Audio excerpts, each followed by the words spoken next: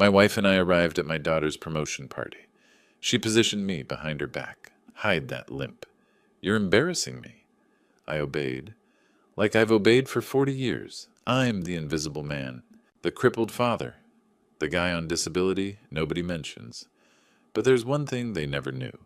When the billionaire walked in, he ignored my daughter's bow and outstretched hand. He walked straight to me, grabbed my hand, whispered, "I've been searching for you for 40 years. The entire ballroom froze. My wife's champagne glass shattered on the floor. And the secret I'd buried for 40 years was about to be revealed. Comment your age plus your biggest regret in 3 words. Go. I'll reply to as many as I can. And drop like if you think this billionaire is about to change Logan's life or ruin it. It happened the night my daughter got promoted to vice president. Maeve had rented a ballroom at one of those fancy downtown Chicago hotels for her celebration. I should have been proud. I was proud. But that's not what I remember most about that night. What I remember is Judith grabbing my arm before we walked in. "Don't limp, Logan," she hissed, "and stay in the back. This is Maeve's night, not yours." I nodded. After 40 years of marriage, I'd learned when to keep my mouth shut. The ballroom was packed with executives in expensive suits, all holding champagne and laughing too loud. Maeve stood near the front, in a red dress, surrounded by people congratulating her. She glanced our way when we entered, gave Judith a wave, and ignored me completely. That was normal. "There," Judith pointed to a corner near the bar. "You can stand there, don't wander off." She headed straight for Maeve while I made my way to my assigned spot. The limp was worse in the evenings, and the brace under my shirt dug into my lower back with each step. L3, L4 vertebrae, the doctors called it. I just called it my permanent reminder that some things don't heal. From my corner, I watched the party unfold without me. Presentation screens showed architectural renderings of Maeve's new project, a luxury high-rise going up downtown. I squinted at the address listed at the bottom. Near the Loop, 4th floor mentioned in the plans. Something about that address made my spine tighten. I knew it, didn't I? But trying to remember was like grabbing at smoke. It just made my back hurt worse. Another screen displayed a memorial plaque design. In honor of unknown heroes, 1984. It read with a grainy group photograph below men, in uniforms faces too blurred to identify. Looking at it made my chest feel tight, though I couldn't say why. Maeve's voice carried across the room. Honoring the past while building the future of Chicago. I shifted my weight, trying to ease the ache. 67 years old, and I couldn't stand at my own daughter's party without my spine screaming. Nobody noticed me standing there. I'd gotten good at being invisible. That address wouldn't leave me alone. Downtown Chicago, 4th floor. Why did it feel important? Why did thinking about it make the old injury flare up like someone was pressing on the nerve? The crowd began to quiet as an MC took the microphone. "Ladies and gentlemen, if I could have your attention, please." The conversations died down. "We're honored tonight to have a very special keynote speaker," the MC continued. "A man who's reshaped Chicago's skyline and whose vision has transformed our city." I rubbed my lower back, absently feeling the ridge of scar tissue through my shirt. Something was about to change. I could feel it the way you feel a storm coming before the sky opens up.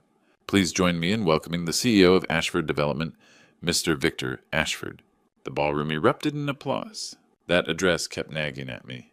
Downtown Chicago, 4th floor. It made my back ache worse just thinking about it, but I couldn't remember why.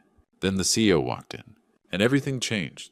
He walked in like he owned the room. In Chicago real estate, he basically did. Victor Ashford moved through the ballroom doors with the kind of presence that made conversations stop. Silver hair, expensive suit, everything about him said power. But there was something else, the way he held his left arm slightly protective, like it still remembered an old injury. Maeve practically ran to the greeting line. Judith grabbed my elbow. "Come on," she hissed. "We need to be in the greeting line." She positioned me like furniture. Maeve in front, hand ready, Judith beside her, and me behind them. Literally behind them, half hidden by Judith's shoulder. "Stand there," Judith whispered. "Don't say anything." Victor Ashford crossed the floor. People parted automatically. Maeve straightened her dress. Judith touched her hair. Both so focused on impressing him that they didn't notice what I noticed. Victor wasn't looking at them. His eyes were scanning behind us, looking for something. Then his gaze landed on me. I was shifting my weight, easing the ache in my lower back, favoring my right leg, taking pressure off the left. the movement I'd made 10,000 times. Victor Ashford's face went white. He stopped walking, just stopped 3 feet from Maeve's extended hand. His eyes locked on my legs on the way I was standing. "Mr. Ashford," Maeve said brightly, "it's such an honor." He walked right past her, didn't even glance at her hand, just walked past like she wasn't there. Maeve's smile faltered. Judith tried next. "Mr. Ashford, welcome." He walked past her too, past Judith's practiced smile, past her perfectly chosen words, like they were strangers on a street corner. The ballroom went quiet. Hundreds of eyes watching this break in protocol. CEOs didn't ignore their hosts. But Victor Ashford wasn't looking at hosts. He stopped directly in front of me, close enough I could smell his cologne, close enough to see the tension in his jaw. He stared at my legs, at the way I was standing, at the limp I'd been told to hide. "What's going on?" Judith whispered sharply. "Logan, what did you do?" I couldn't answer, because Victor Ashford was staring at me, and something about his face, the emotion barely held in check, made my heart pound. "Mr. Ashford," Maeve tried again, voice strained. "I'm the vice president of—" Victor raised one hand, commanding. Wait, he never took his eyes off me. "That stance," he said quietly, voice rough. "The way you shift your weight, the left leg." My mouth went dry. "How did you—" 40 years, he interrupted. His eyes moved from my legs to my face. Recognition, grief, something I couldn't name. "I've spent 40 years looking for the man who stands exactly like that." The ballroom was dead silent. Victor took one more step closer. His hands were shaking. "That limp," he whispered. But in the silence, everyone heard. I'd know it anywhere. Judith tried to pull me back. "What's going on?" she hissed. "Logan, who is this man?" But Victor Ashford's eyes never left mine. He stepped closer. Close enough that I could see the lines around his eyes, the gray in his hair that matched mine. Close enough to see something in his expression that made my chest feel like it was in a vice. "Oh, L4 vertebrae," he said quietly. His voice was rough, like every word cost him something. "Crushed by a steel beam, 1984. My blood turned to ice. How did he know the doctors had told me L3, L4? The exact vertebrae. The technical medical term I'd heard 1,000 times in hospital rooms and physical therapy sessions. But that was 40 years ago, and I'd never told anyone outside of doctors in downtown Chicago. Victor continued. His hands were trembling now. "4th floor, you came back 3 times. The world tilted. 4th floor, downtown Chicago, came back 3 times. And suddenly I wasn't standing in a ballroom anymore. I was 27 years old, smoke in my lungs, flames licking up the walls, and a young man's voice screaming for help from somewhere above me. "You," I whispered. The word barely made it past my throat. "You were on the 4th floor." Victor's eyes filled with tears. He nodded once sharp and quick, like he was afraid if he moved too much, he'd fall apart completely. "I've been searching for you for 40 years, Captain Warren." Captain Warren? Nobody had called me that in 4 decades. "Dad?" Maeve's voice sounded distant, confused. "What is he talking about?" "You know, Mr. Ashford, this is ridiculous," Judith started. "Logan was never, Victor turned to her. Just a look. That was all it took." She stopped talking. He turned back to me and placed both hands on my shoulders.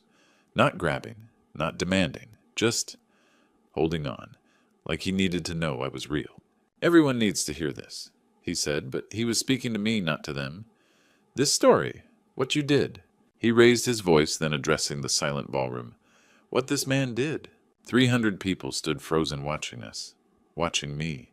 The security guard from the north side who'd spent 40 years trying to disappear. Victor's grip on my shoulders tightened. "Captain Warren," he said, and his voice cracked on my old title. "Will you tell them what happened? Or should I—" I looked at him, really looked at him, and through the expensive suit and the silver hair and the success written all over him, I saw a 27-year-old kid with architectural plans clutched in his burned hands, coughing smoke, certain he was going to die. 40 years fell away in a heartbeat. "It's been 40 years, I said slowly. My voice sounded strange to my own ears, but I'll tell it. Victor's eyes closed briefly, like I'd given him something he'd been waiting for his whole life. Then he helped me step forward. Actually helped me, one hand on my elbow, guiding me past where Judith and Maeve stood frozen, past them, to the center of the space where everyone could see me, where my limp was visible, where my age showed, where 40 years of being invisible ended. Victor stood beside me, his hand still on my shoulder. "Brothers, That's what we looked like, I realized. Two old men who'd survived something together. Tell them, Victor said quietly, just to me. Tell them about the fire. I took a breath, looked out at the sea of faces, at Maeve's pale, confused expression, at Judith's tight-lipped fury, at 300 strangers who had no idea what they were about to hear, and I closed my eyes. The ballroom disappeared, the expensive suits, the crystal chandeliers, Maeve's hurt face. Judith's anger, all of it faded like smoke. I was 27 again, standing in front of a 6-story building in downtown Chicago that was eating itself alive with fire. And the call had just come in. I closed my eyes in that ballroom, and I was back. 3:47 p.m., June 14th, 1984. Structure fire downtown. Partial collapse, multiple victims trapped. The dispatcher's voice crackled through the radio as Engine 17 screamed toward the loop. I was 27 years old. Captain Logan Warren, Chicago Fire Department. I'd been on the job for 5 years. I thought I'd seen everything. I was wrong. The building was 6 stories. Smoke poured from every window. We arrived at 3:53 p.m. The structure groaned like a dying animal. People screamed from the windows, some waving shirts, some just screaming. My lieutenant, Danny Fisher, grabbed my shoulder. Warren, this thing's coming down. We get 1 shot. Then we make it count. The first rescue took 8 minutes. We found 6 people trapped on the 2nd floor, office workers, huddled behind overturned desks. The smoke was thick black, suffocating. We got them out through the emergency stairwell. 6 souls. Safe. Outside, Danny pulled me back. Warren, the structure's failing. We got who we could... There's more up there. Logan, don't.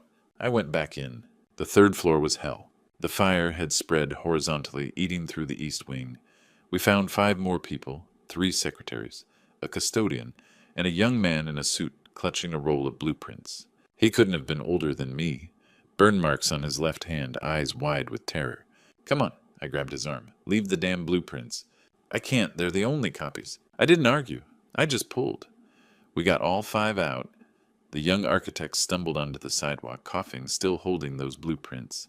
He looked at me through the smoke. Thank you, he whispered. I nodded. 11 people saved. My job was done. Then we heard the scream from the 4th floor. Danny grabbed my jacket. Warren, no, that's an order. Then fire me when I get back. The stairs were gone. I had to climb through wreckage, twisted metal, burning wood, collapsing drywall. The heat was unbearable. My mask fogged. The 4th floor hallway was a furnace. And there he was, the young architect, the one I'd just saved. He'd gone back inside. What the hell are you doing? I shouted over the roar of flames. The blueprints, I dropped them. The originals are in my office. Are you insane? They're 3 years of work. I can't. A support beam cracked above us. I didn't think. I just moved.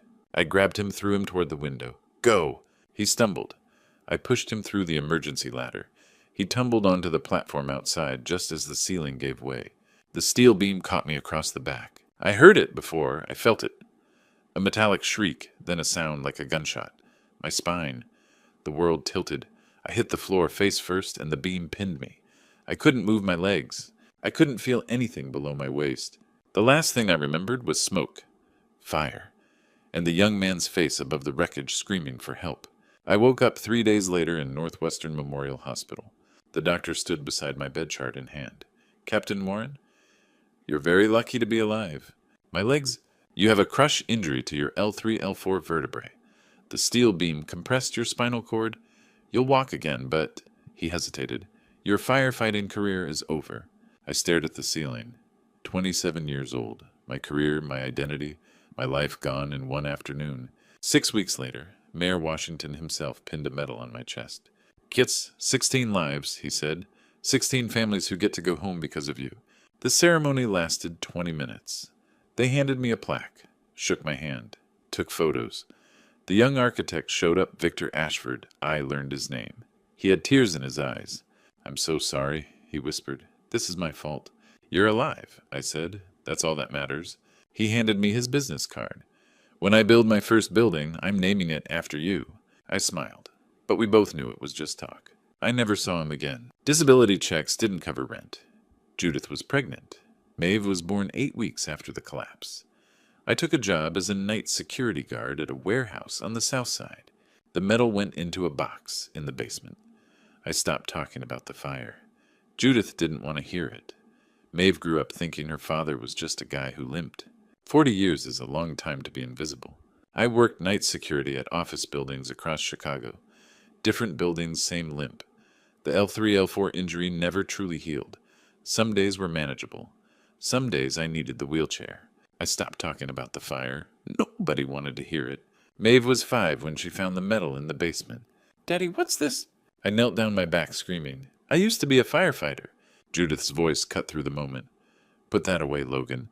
Focus on the future, not the past. We have bills to pay." The medal went back in the box. We never spoke of it again. Maeve grew up hearing one version of the story. Your father had an accident. He gets disability. She never heard your father is a hero. He saved 16 lives. At family gatherings, Judith introduced me the same way. "This is my husband. He's retired." When Maeve was a teenager, her friends asked about my limp. She'd look away embarrassed. When Maeve became VP of Real Estate Development, I became a footnote. The father who couldn't keep up, the man with the bad back who worked security jobs. I became invisible in my own home. Judith's coldness grew with each passing year. She was ashamed of me, ashamed of the limp, ashamed of the wheelchair on bad days, ashamed that I couldn't provide the life she'd imagined. "You used to be somebody," she'd say during arguments. "Now you're just this." I'd look at the basement door, at the box with the medal inside, at the man I used to be. Captain Logan Warren, Chicago Fire Department. 16 lives saved. But that man was gone, buried under 40 years of silence. 40 years. That's how long I'd been invisible. And then tonight, I was standing in that ballroom in downtown Chicago. I opened my eyes. The flashback ended. I was back at Maeve's promotion party. Victor Ashford's hand was still on my shoulder. His grip was firm, steady. The ballroom was silent. 300 people, executives, developers, Chicago's elite stared at us. They'd heard everything. The fire, the rescues, the steel beam, the 40 years. Some were crying. I looked at Maeve. Her face was pale tears streaming down her cheeks. Her mouth hung open.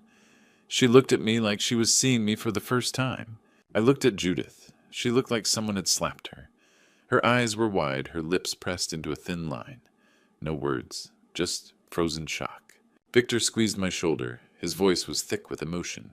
"This man saved my life 40 years ago," he said to the room. "I've been searching for him ever since." The silence deepened.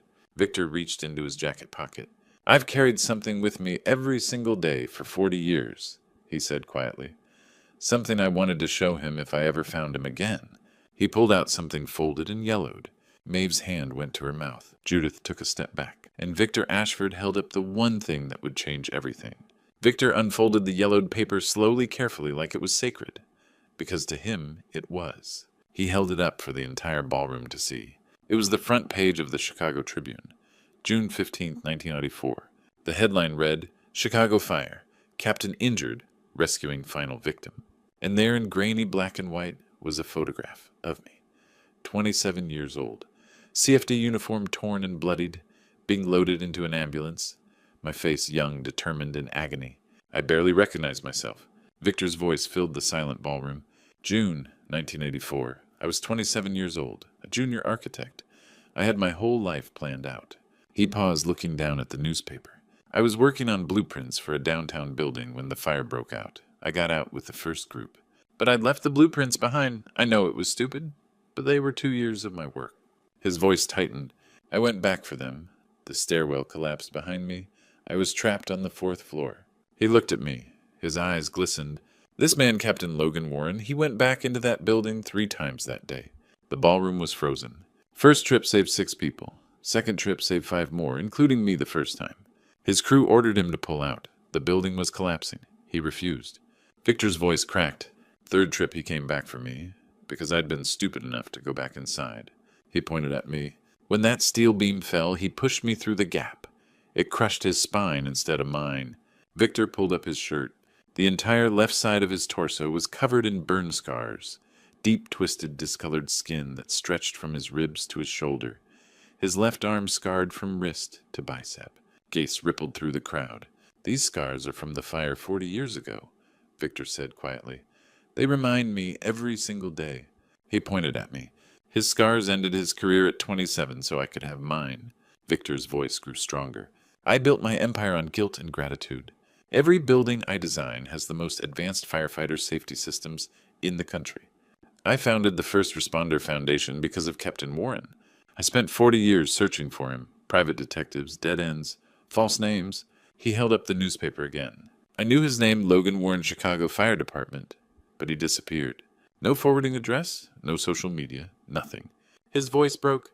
And tonight, at his daughter's party, celebrating a new building in downtown Chicago, I finally found him. He paused, standing in the back of the room, hiding, like he was nobody. Victor turned to face Maeve. "Do you know where you're building, Maeve?" Maeve shook her head slowly. Tears streamed down her face. She couldn't speak. Victor's voice was gentle, but every word cut like a blade.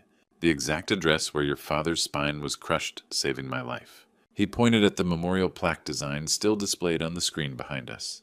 "That memorial you designed for unknown heroes of 1984? His voice hardened. "Your father is one of them. Captain Logan Warren, Chicago Fire Department." Maeve's hand went to her mouth. A sob escaped. Victor's tone sharpened further. "This man saved 16 lives that day. 16 families got to go home because he ran into a burning building 3 times, when everyone told him it was suicide. He lost his career, his livelihood, his identity.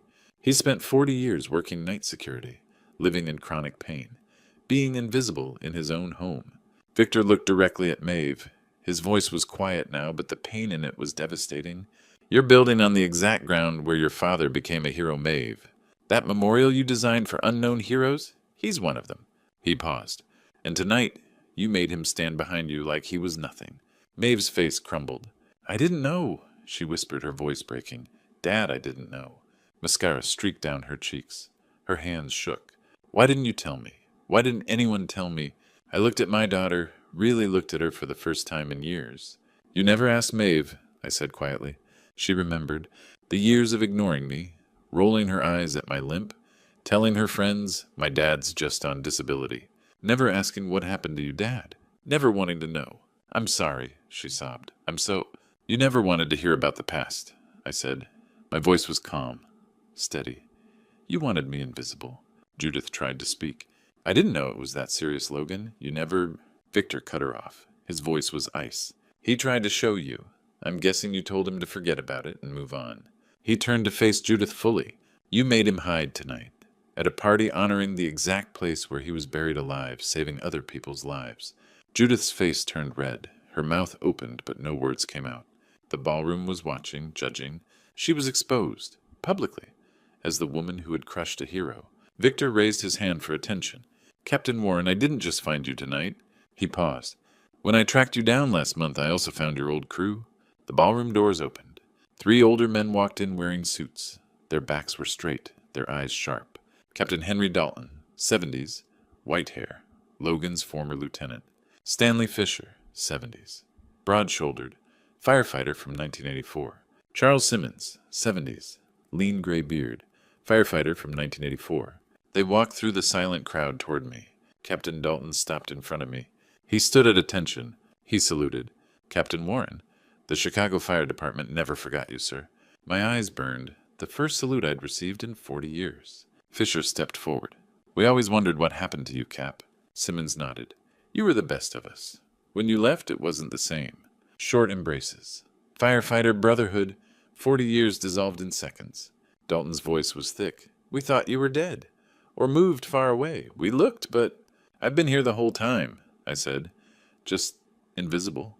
Fisher gripped my shoulder. "Not anymore, Cap. Never again." Someone in the ballroom started clapping. Then another. Then the entire room. A standing ovation.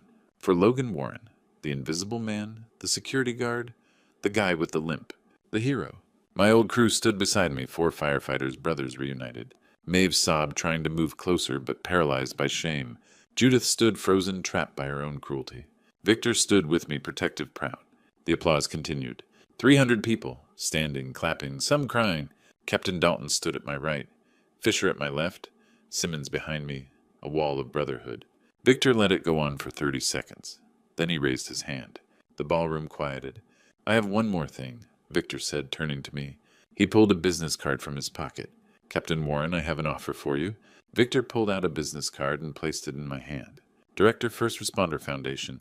Below it, salary $200,000 a year." I stared at it. That number was 6 times my security guard wage. The Foundation supports injured first responders, Victor said. We train new firefighters in safety protocols across the country. He paused. I need someone who understands sacrifice, someone who's actually lived with it. You'll work with fire departments nationwide, including Chicago. Captain Dalton stepped forward. CFD wants you back too, Captain Warren, as a senior advisor. You'll train the next generation. Teach them what real courage looks like. Victor handed me an envelope. This is back pay for 40 years, just a starting point. I opened it. A check, a significant amount. Victor continued. And one more thing. The building we're breaking ground on next month, it's being renamed the Warren Memorial Tower. His voice was steady, proud. Your name will be on that building forever, Captain. I looked at the card, the check, processing everything. I looked at Victor. I accept, on one condition. Name it. I do this my way. No more hiding, no more shame, no more being invisible. Victor smiled. Captain Warren, I wouldn't accept it any other way. We shook hands. Firm, equal, brothers. I turned to Judith. I'm moving out, tonight. Her face shock, then anger. You can't just... I cut her off. For the first time in 40 years. I can and I will. You spent 40 years making me ashamed of the best thing I ever did. I'm done with that. I'm done with you. Judith tried to salvage it. Logan, please, we can talk about this. There's nothing left to say. I turned to Maeve. Maeve, if you want to know about me, the real me, you can visit. But I'm done being invisible, even to my own daughter. Maeve nodded through tears. She couldn't speak. I turned toward the ballroom exit. I didn't hide my limp. I let it show completely. Captain Dalton walked beside me, Fisher on my left, Simmons behind me, a protective formation. Victor walked with us. Behind us, Judith called out, Logan, wait. I didn't turn around. I kept walking. The ballroom doors closed behind us. Outside, the Chicago night air was cold and clean. Captain Dalton put his hand on my shoulder. You good, Cap? I nodded. Yeah. For the first time in 40 years, I'm good. Fisher grinned. Where to now? Victor pulled out his phone. I have a suite reserved at the Four Seasons. Top floor. Captain Warren, it's yours for as long as you need it. I looked at the 4 men around me, my brothers, my crew, my future. Sounds perfect, I said. We walked toward the parking garage. My limp was visible, unmistakable. And for the first time in 40 years, I didn't care. Behind us faintly, I heard Judith's voice calling my name again. I didn't look back. For the first time in 40 years, I didn't need to explain myself to anyone. 6 months later, I stood at that address in downtown Chicago again. Not the broken firefighter buried under rubble, but the man whose name would be carved in bronze at the building's entrance. The November wind cut through the construction site. Cold, sharp, the kind of Chicago cold that makes your bones ache. Mine already did the L3, L4 injury flaring worse in winter. I sat in the wheelchair today. No shame in it anymore. Maeve stood behind me, hands on the chair's handles. Not pushing, just there, present, for the first time in decades. The memorial plaque gleamed under the gray sky. Captain Logan Warren, Chicago Fire Department. Hero, June 14th, 1984. I stared at my own name. 40 years. It took 40 years for the world to say it out loud. Victor's voice broke through my thoughts. This building stands because this man fell. The crowd, reporters, city officials, firefighters in dress blues turned toward me. Captain Dalton stood at attention. Fisher and Simmons flanked him. 3 old men in CFD uniforms back straight, despite the years. They saluted. I saluted back. My hand trembled. Not from weakness, from 40 years of waiting for this moment. The mayor handed me a wooden box. The key to the city, Captain Warren. Long overdue. I opened it.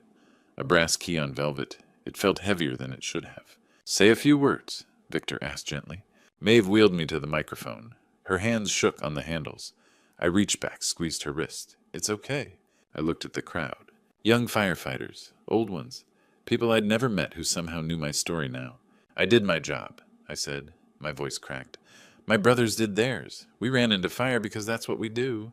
I paused. The wind picked up. For 40 years I thought that day ended me, broke me, made me nothing. I looked down at my legs, at the wheelchair. Turns out it just changed what chapter I was writing. The firefighters stood straighter. Some of you will get hurt. Some of you already are, and people will forget. They'll stop seeing you. I locked eyes with Captain Dalton. He nodded. Don't let them make you invisible. Your scars aren't shame. They're proof you showed up when it mattered. The applause rolled like thunder, but I didn't hear it. I was watching Maeve wipe her eyes. After she wheeled me away from the crowd. We sat by the construction fence. The skeletal frame of the Warren Memorial Tower rose behind us 20 stories of steel, reaching toward the sky. I quit, Maeve said quietly. What? The real estate firm. I quit last month. I turned to look at her. Her eyes were red but clear. I'm building affordable housing for first responders, firefighters, EMTs, cops. She swallowed hard. People like you, who gave everything and got nothing back. My throat tightened. Maeve, you don't have to. I'm not doing it for you, Dad. Her voice broke. I'm doing it because of you. There's a difference. She knelt beside the wheelchair, took my hand. I spent 35 years not seeing you. I won't waste another day. I pulled her close. She cried into my shoulder. Real tears. Not the performance tears from the ballroom 6 months ago. These were grief and relief and love all at once. I'm proud of you, I whispered. I'm sorry it took me so long to make you proud. You're here now. That's what matters. Victor appeared beside us. The first floor is going to be a training center, he said, for firefighters nationwide. Captain Dalton's already signed on to teach. I looked up at the tower. My name, my legacy, built on the exact ground where I'd fallen. At 67, I said I thought I was done. Victor smiled. Turns out, Captain, you were just getting started. I looked at the plaque again. Bronze. Permanent. My face at 27 stared back, young, fearless, whole. But I wasn't that man anymore, and that was okay. Because the man I'd become scarred, limping 67 years old, had something that 27-year-old didn't.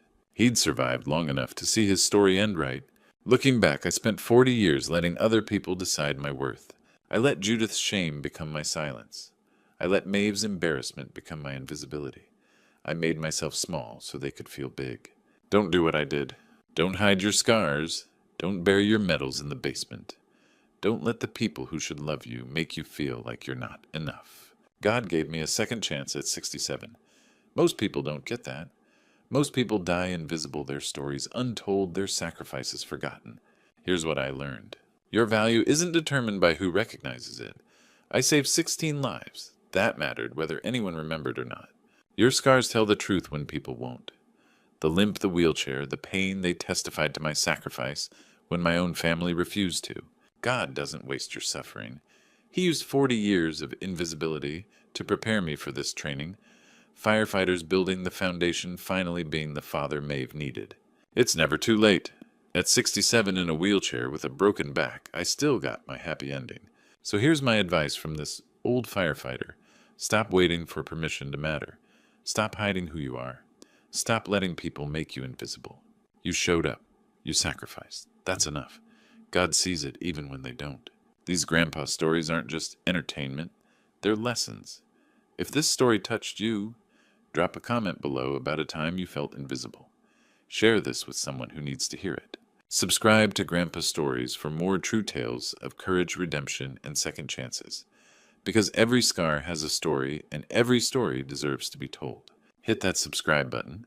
These Grandpa Stories might just change your life,